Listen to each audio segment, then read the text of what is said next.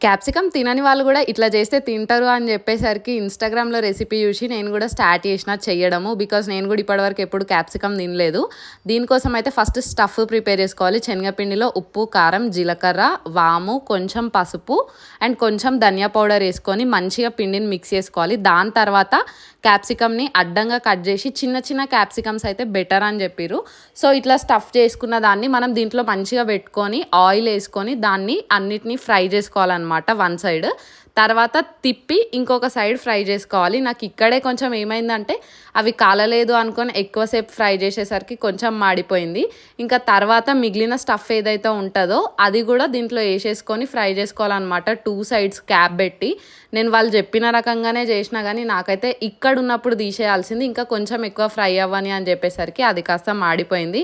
Taste okay వచ్చింది కానీ మాడిపోకపోతే బాగుండేది. మీరు ఇట్లా ఇన్‌స్టాగ్రామ్ చూసి మోసపోయిన రెసిపీ